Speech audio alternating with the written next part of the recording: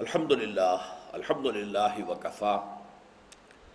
والصلاة والسلام علی عباده الذین اصطفا خصوصاً علی افضلہم وخاتم النبیین محمد الامین وعلی آلہ وصحبہ اجمعین اما بعد فقد قال اللہ تبارک وتعالی کما ورد فی سورۃ التوبہ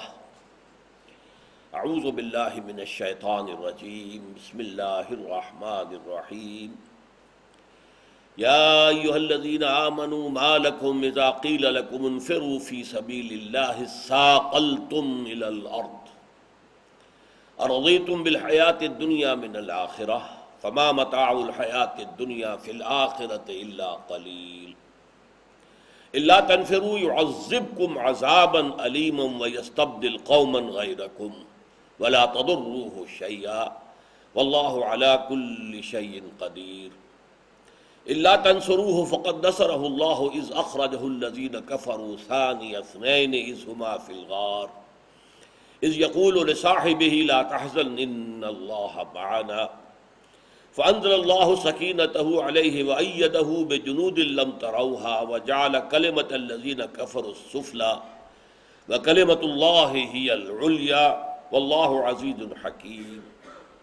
انفروا خفافا وثقالا وجاہدوا باموالکم وانفسکم فی سبیل اللہ ذالکم خیر لکم ان کنتم تعلمون لو کان عرضا قریبا وسفرا قاصدا لاتبعوک ولكن بعدت علیہم الشقہ وسیحلفون باللہ لو استطعنا لخرجنا معکم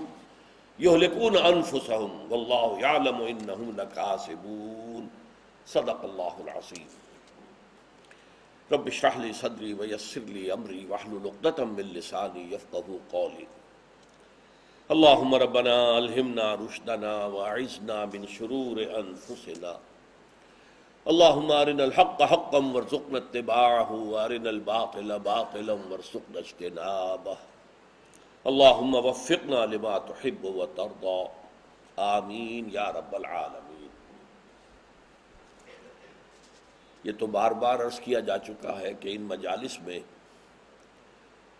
مطالعہ قرآن حکیم کے ایک منتخب نصاب کا سلسلے وار درس ہو رہا ہے جو 6 حصوں پر مشتمل ہے، جو اس کا 5واں حصہ جو بیشتر جہاد و قتال فی سبیل اللہ کے مباحث پر مشتمل ہے، وہ کافی طول کھینچ گیا ہے، لیکن اب ہم اس کی اختتام تک پہنچ گئے۔ سورہ توبہ کا کچھ حصہ وہ ہے جو ہم نے پچھلی نشستوں میں مطالعہ کر لیا ہے۔ آج میں چاہتا ہوں کہ در حقیقت سورہ توبہ کا جو مقام ہے قرآن مجید میں، اس کو آپ کے سامنے مختصر ترین الفاظ میں رکھوں۔ دیکھیے، سورہ جمعہ میں ہم یہ پڑھ چکے ہیں کہ نبی اکرم صلی اللہ علیہ وسلم 2 بعثتوں کے ساتھ مبعوث ہوئے، اور اس میں بھی مشابہت ہے حضرت موسیٰ علیہ السلام کو حضور کے ساتھ۔ حضرت موسیٰ بھی 2 بعثتوں کے ساتھ مبعوث ہوئے تھے۔ ایک بعثت تھی الی فرعون و ملئہ، بار بار قرآن میں لفظ اسی کا آتا ہے کہ ہم نے موسیٰ کو بھیجا فرعون اور اس کے سرداروں کی طرف۔ البتہ ایک دوسری بعثت تھی حضرت موسیٰ کی بنی اسرائیل کی طرف میں، وہ ضمنی تھی۔ اصل بعثت فرعون اور اس کے سرداروں اور آل فرعون کی طرف۔ اسی طرح نبی اکرم صلی اللہ علیہ وسلم 2 بعثتوں کے ساتھ مبعوث ہوئے۔ ایک بعثت خاص الی اہل العرب، اہل العرب میں سے بھی صرف وہ جو مشرکین تھے، اہل کتاب نہیں تھے، جو یہودی یا نصرانی تھے، ان کی طرف آپ کی بعثت براہ راست نہیں ہے، بالواسطہ ہے۔ آپ کی بنیادی اور اصل بعثت جو ہے، بعثت خصوصی، وہ امیین کی طرف ہے، جو یا تو حضرت اسماعیل علیہ السلام کی نسل سے تھے یا ان کے تابع تھے۔ هو الذی بعث فی الامیین رسولا منہم یتلو علیہم آیاتہ ویزکیہم ویعلمہم الکتاب والحکمہ۔ لیکن اس کے ساتھ ہی اگلی آیت میں فرمایا وآخرین منہم لما یلحقوا بہم۔ حضور کی ایک دوسری بعثت بھی ہے، وہ ان لوگوں کی ہے کہ جو بالآخر تو ان میں شامل ہو جائیں گے، ابھی شامل نہیں ہوئے۔ یہ بعثت تھی الی کافت الناس، پوری نوع انسانی کی طرف۔ یہ بعثت عمومی کہلاتی ہے۔ بعثت خصوصی اور بعثت عمومی۔ ان دونوں بعثتوں کے اعتبار سے جو کلائمیکس ہے قرآن کا، دونوں کے اعتبار سے آخری باتیں جو آئی ہیں وہ سورہ توبہ میں ہے۔ یعنی یوں سمجھیے کہ قرآن کا ایک خاص اعتبار سے کلائمیکس جو ہے، نقطہ عروج، وہ سورہ توبہ ہے۔ اور میں نے اس کو ایک عنوان تجویز کیا ہے اس کے لیے، سورۃ البعثتین، دو بعثتوں والی سورت۔ جیسے کہ بہت سے حضرات کے علم میں ہوگا کہ میں نے سورہ بقرہ کو سورۃ الامتین قرار دیا کہ اس کا تقریباً نصف حصہ جو ہے اس میں اصل خطاب بنی اسرائیل کی طرف ہے، سابق امت کی طرف، جو کہ معزول کی گئی بالآخر، اور اس کا آدھا حصہ جو ہے وہ امت مسلمہ، امت محمد صلی اللہ علیہ وسلم سے خطاب پر مشتمل ہے۔ تو وہ سورۃ الامتین، یہ سورۃ البعثتین، حضور کی دو بعثتوں سے متعلق۔ یہ 16 رکوعوں پر مشتمل ہے سورہ مبارکہ، ان میں سے 5 رکوع بعثت خصوصی سے متعلق ہے، جس کے ضمن میں آخری احکام دے دیے گئے۔ ہم پڑھ چکے ہیں کہ 2 رکوعوں میں، دوسرے اور تیسرے رکوع میں، وہ جو ہچکچاہٹ ہو رہی تھی کچھ مسلمانوں کو محسوس کہ کیا مکے پر چڑھائی کریں گے، کیا قریش سے جنگ مول لیں گے۔ اس سے پہلے تو قرشی ہم پر آ کر حملہ آور ہوتے تھے تو بات اور تھی، کیا ہم اب جائیں گے حملہ آور ہو کر؟ ہو سکتا ہے کچھ تو خون ہو جائے، تو حرم کی جو تقدیس ہے اس کو کچھ بٹا لگ جائے، پھر یہ کہ بہت طاقتور قوم ہے، وغیرہ وغیرہ۔ تو اس پر 2 رکوعوں میں جو ترغیب آئی، تشویق آئی، اور پھر خاص حکم دے دیا گیا فقاتلوا ائمۃ الکفر۔ یہ کفر اور شرک کے اصل امام تو یہ قریش ہے، اگر یہ جڑ نہیں کٹے گی تو کفر اور شرک کا خاتمہ جو ہے وہ جزیرہ نما عرب سے کیسے ہوگا؟ جنگ کرو۔ اور یہ بھی فرمایا تخشونہم، کیا تم ان سے ڈرتے ہو؟ فاللہ احق ان تخشوا، تو اللہ زیادہ حقدار ہے تھا کہ تم اس سے ڈرو۔ اگر اللہ کے حکم کی خلاف ورزی کرو گے تو پکڑے جاؤ گے، تمہیں ڈر اس کا ہونا چاہیے۔ تو 2 رکوع جو ہیں، دوسرا تیسرا، اور پہلا رکوع جو ہے اہم ترین، جس میں مشرکین کے ساتھ خاص برات کا اعلان کر دیا گیا، برات من اللہ ورسولہ الی الذین عاہدتم، اور اذان من اللہ ورسولہ یوم الحج الاکبر۔ اعلان ہے اب مشرکین کے ساتھ کوئی معاہدہ نہیں ہوگا، there is no question of a coexistence between توحید and شرک۔ اور اب ان کے لیے آخری الٹیمیٹم ہے، جن لوگوں کے ساتھ کوئی مدت کا معاہدہ طے ہوا ہے، 10 سال کا ہو، 5 سال کا ہو، اور وہ کوئی خلاف ورزی نہ کرے تو ان کی جو ہے مدت پوری کر دو۔ باقی جن کے ساتھ کوئی بغیر مدت کے تعین کے معاہدہ ہوا ہے ان کو 4 مہینے کی مہلت ہے، اور باقی سب کو 4 مہینے کی مہلت ہے۔ اس کے اندر اندر یا تو فیصلہ کریں، دائرہ اسلام میں داخل ہو جائیں، ورنہ ان کا قتل عام شروع ہو جائے گا۔ یہ سخت ترین آیات ہے قرآن مجید کی، 6 آیتیں۔ میں اس کا پچھلی نشست کے اندر بیان کر چکا ہوں، اب میں زیادہ اس کی خود دہرانا نہیں چاہتا۔ تو بقیہ جو ہے رکوع چوتھا اور 5واں، یہ بھی حضور کی بعثت عمومی کے آخری احکام سے متعلق ہے، بعثت خصوصی الی اہل العرب۔ لیکن سورہ توبہ کے پھر جو بقیہ 11 رکوع ہیں، یہ بعثت عمومی الی کافۃ الناس، تمام انسانوں کی طرف جو بعثت عمومی ہے پوری دنیا کی طرف، یہ اس سے بحث کرتے ہیں۔ اب اس کے ضمن میں پہلا نقطہ تو یہ نوٹ کیجئے کہ دنیا میں 2 قسم کی تحریکیں جو ہے معروف ہیں۔ ایک قسم کی تحریکیں وہ ہوتی ہیں جنہیں آپ مشنری کہتے ہیں، عیسائیوں کی مشنری تحریکیں جو ہے وہ اس کی بڑی نمایاں مثال ہے۔ اور ان مشنری تحریکوں کا مقصد ہوتا ہے کسی عقیدے اور عبادات کے نظام کو پھیلانا۔ وہ پھیلاتے رہتے ہیں، ان کے پیش نظر کوئی نظام نہیں ہوتا کہ اس کو قائم کرنا ہے۔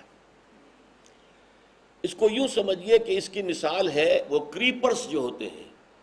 وہ پودے کے جو کھڑے نہیں ہوتے درخت کی شکل میں بلکہ زمین پر پھیلتے جاتے ہیں،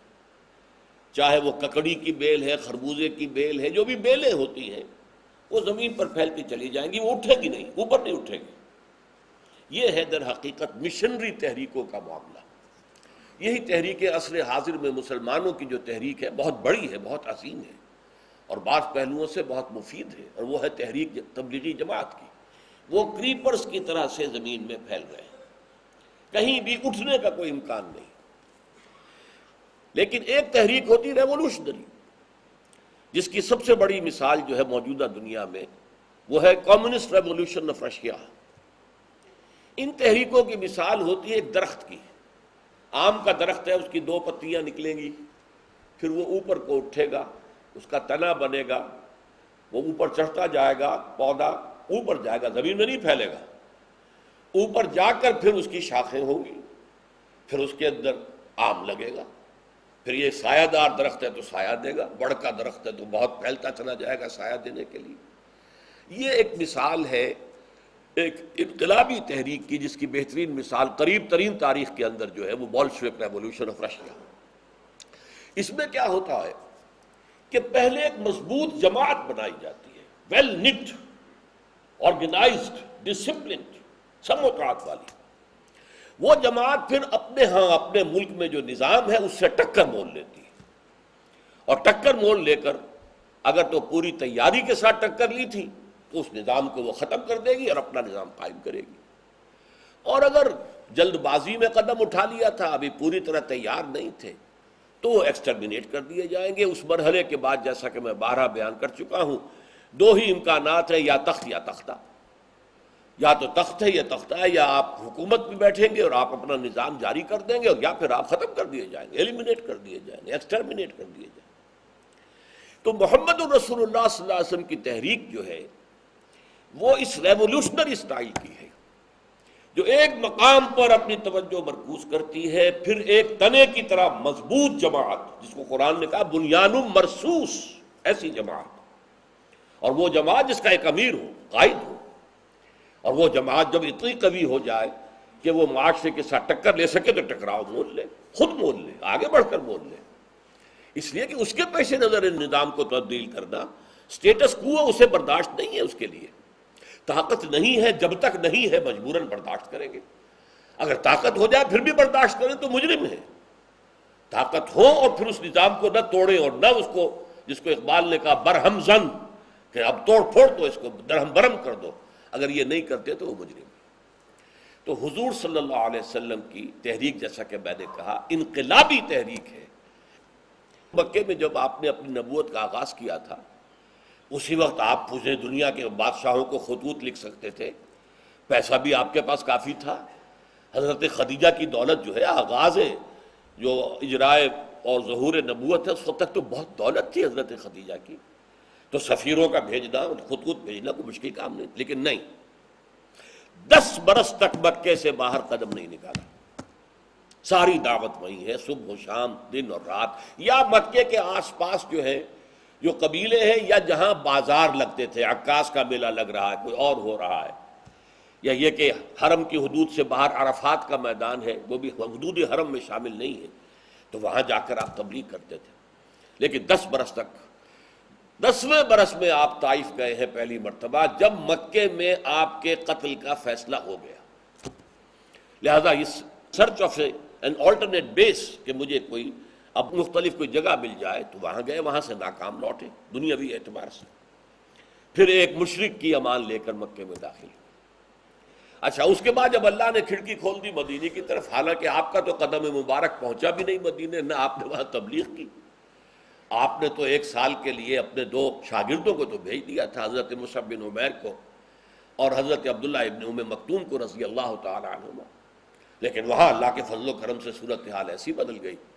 کہ وہاں پر خوش آمدید کے لیے اور استقبال کی تیاریاں ہو رہی تھی، تو آپ وہاں پہنچ گئے۔ اب مدینے سے آپ کا دائرہ جو ہے وہ پورے عرب میں پھیل گیا، اور اصحاب صفہ کی جو جماعت تھی، اس کو جہاں بھی کہیں بلایا گیا تو آپ نے وہاں پر ان میں سے جو لوگ قرآن سیکھے ہوئے تھے، پڑھے ہوئے تھے دین کو، ان کو بھیج دیا۔ اس طریقے سے اب جو دائرہ تھا وہ پورے عرب تک، عرب سے باہر اب بھی نہیں، کوئی خط، کوئی سفیر، کوئی داعی، کوئی مبلغ عرب کے باہر نہیں۔ البتہ جب صلح حدیبیہ ہو گئی ہے، اب یوں سمجھیے یہاں سے 2 راستے علیحدہ ہو گئے حضور کی جد و جہد اور تحریک کے۔ ایک راستہ ابھی براہ راست جا رہا ہے اندرون ملک عرب تکمیل کے لیے،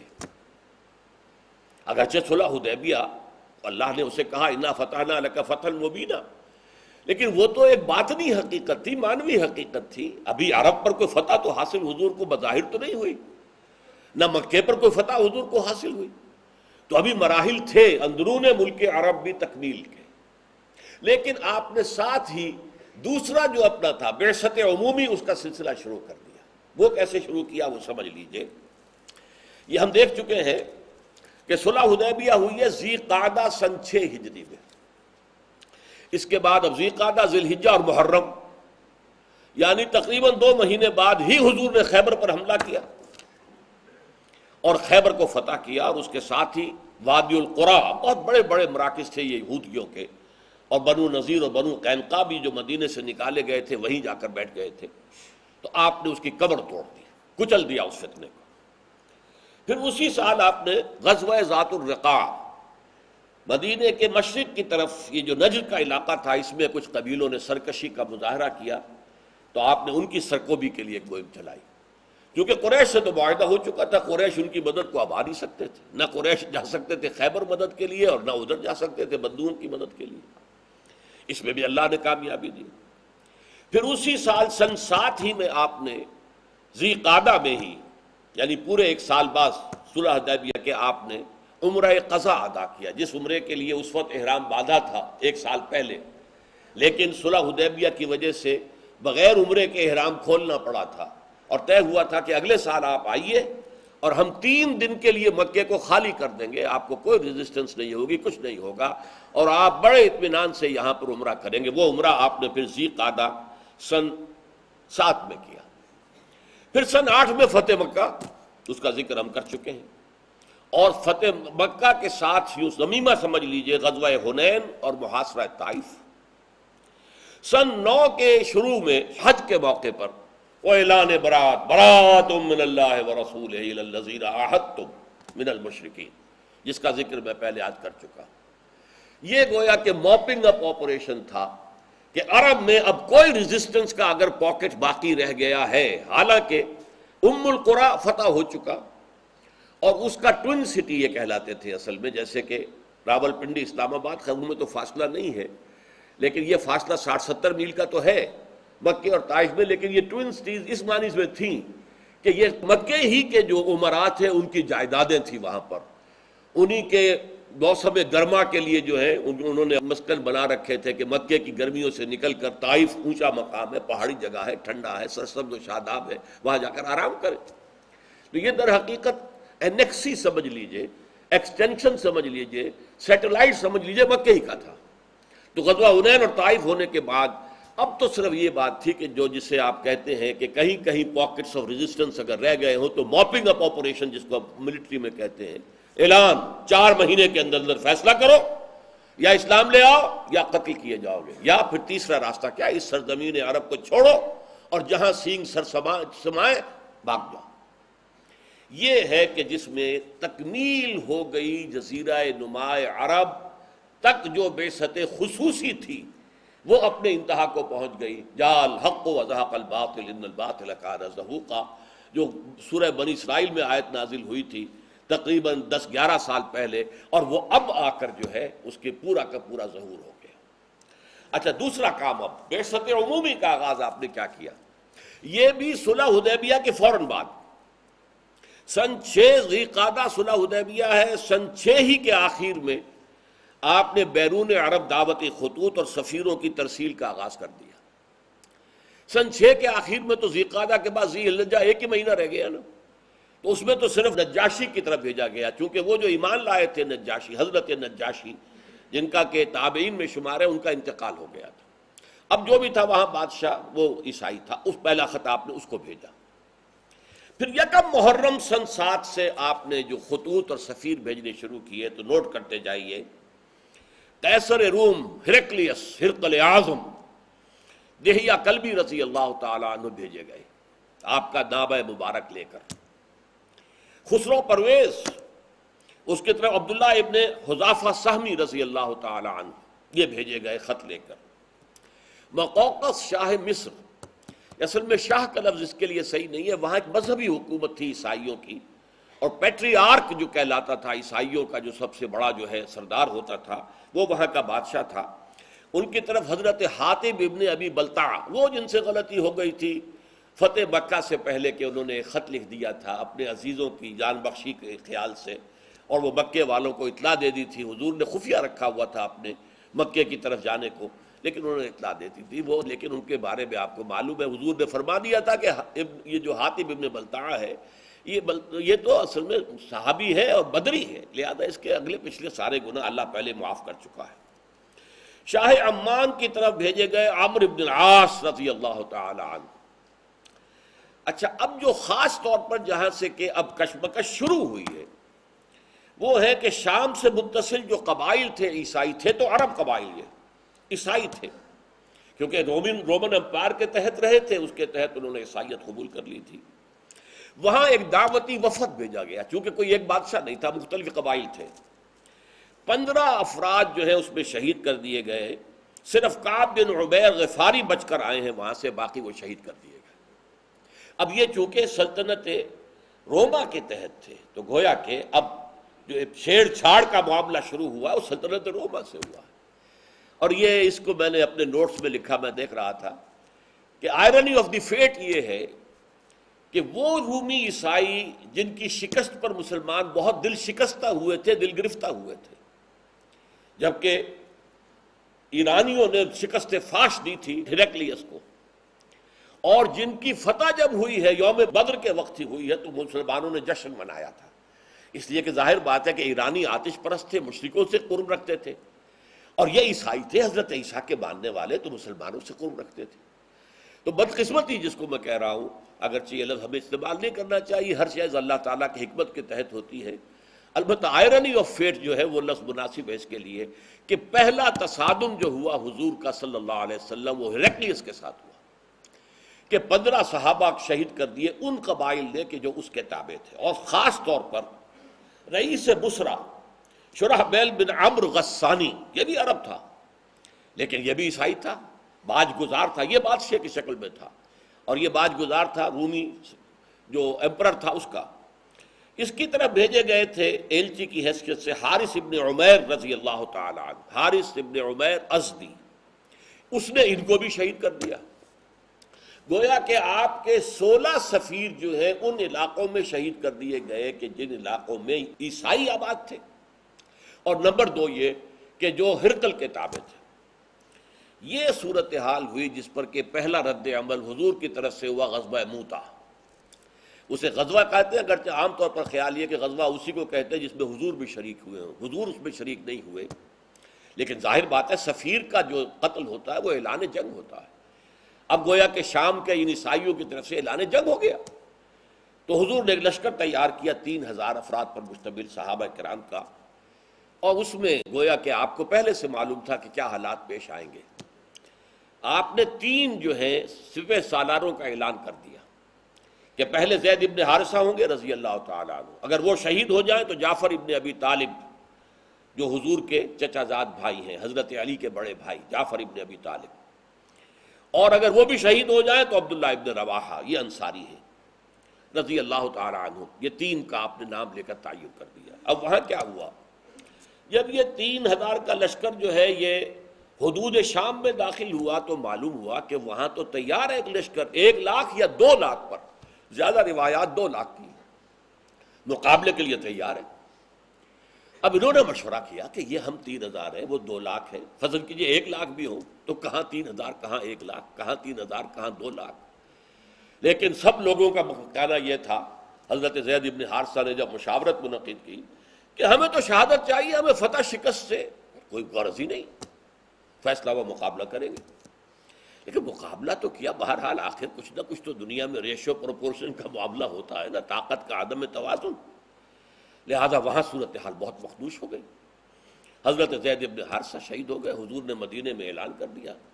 زید شہید ہو گئے، اب کمان سنبھال لی ہے جعفر ابن ابی طالب نے، وہ بھی شہید ہو گئے، حضور نے اس کا بھی اعلان کر دیا۔ پھر اس کے بعد عبداللہ ابن رواحہ وہ بھی شہید ہو گئے، جن 3 کا نام حضور نے لیا تھا تینوں شہید ہو گئے۔ اب حضرت خالد ابن ولید نے، یہ میں کہنا بھول گیا کہ صلح حدیبیہ کے بعد جو اندرون ملک عرب حضور کی دعوتی سرگرمیاں ایک دم تیز ہو گئی تھی، اس کا نتیجہ یہ تھا کہ خالد ابن ولید جو غزوہ احد میں عارضی شکست کے ذمہ دار تھے، اور عمرو ابن العاص جو سفیر بن کر گئے تھے قریش کے اور گئے تھے نجاشی کے پاس کہ ہمارے بگوڑے یہ آ گئے ہیں مسلمان یہاں پر، یہ ہمارے غلام ہیں، انہیں واپس کرو، یہ دونوں ایمان لے آئے اسی دوران میں فتح مکہ سے پہلے۔ اور حضور نے فرمایا صحابہ سے کہ مکے نے اپنے جگر گوشے تمہارے قدموں میں ڈال دیے ہیں، یعنی یہ کوئی معمولی آدمی نہیں ہے، خالد ابن ولید کوئی معمولی انسان نہیں ہے، عمرو ابن العاص کوئی معمولی آدمی نہیں ہے، مکے نے اپنے جگر گوشے جو ہے وہ تمہارے قدموں میں ڈال دیے۔ تو حضرت خالد ابن ولید رضی اللہ تعالی عنہ میدان میں آئے، انہوں نے خود کمان سنبھالی اور بڑی حکمت عملی سے لشکر کو بچا کر نکال کر لے آئے۔ اس میں صرف یہ ہے کہ 12 مسلمان شہید ہوئے، باقی لشکر بچ کر نکل آیا، یہ بہت بڑی کامیابی تھی۔ لیکن جب یہ لشکر واپس مدینے پہنچا، مدینے والوں نے مٹی پھینکنی شروع کر دی، یہ بھگوڑے ہیں، یہ میدان سے بھاگ کر آئے ہیں۔ حضور نے فرمایا نہیں، یہ بھگوڑے نہیں ہیں، یہ تو آئے ہیں الی فئۃ، یہ اپنی بڑی جماعت کے پاس آئے ہیں تاکہ یہاں سے مزید کمک لے کر پھر جائیں۔ تو اس حوالے سے حضور نے فرمایا کہ نہیں، کو بھگوڑے مت کہو۔ تو یہ غزوہ مؤتہ ہوا، اگرچہ جرم کی سزا تو نہیں دی جا سکی، لیکن یہ بات کہ محمد رسول اللہ کے آدمی 3000 ہو کر وہ 2 لاکھ کے لشکر سے ٹکرا گئے، اس نے ایک بہت رعب قائم کر دیا پورے علاقے پر، ہلا دیا اس پورے علاقے کو کہ یہ طاقت کیسی ہے ان کے اندر۔ منحصر مرنے پہ ہو جس کی امید، نا امیدی ان کی دیکھا چاہیے، جس کی امید مرنے سے منسلک ہو جائے، مرنا سب سے بڑی کامیابی ہے، شہادت فی سبیل اللہ، تو اس کو کسی شے کا خوف ہوگا؟ سب سے بڑا خوف تو اسی کا ہوتا ہے، جان نہ چلی جائے، اور جو جان دینے ہی کو سب سے بڑی کامیابی سمجھے، منحصر مرنے پہ ہو جس کی امید نا امیدی اس کی دیکھا چاہیے۔ تو گویا کہ ایک بہت بڑا جو ہے زبردست رعب پڑ گیا، اور جس کے نتیجے میں سلطنت روما کی جو ہے جڑیں ہل گئی۔ اس کے بعد پھر ہرقل نے تیاری کی زور شور کے ساتھ، تو نپ دی ایول ان دی بڈ، یوں سمجھیے کہ اب یہ جو ہے ابھرتی ہوئی قوت جو آ رہی ہے جزیرہ نما عرب سے، اس کو ختم کرنے کے لیے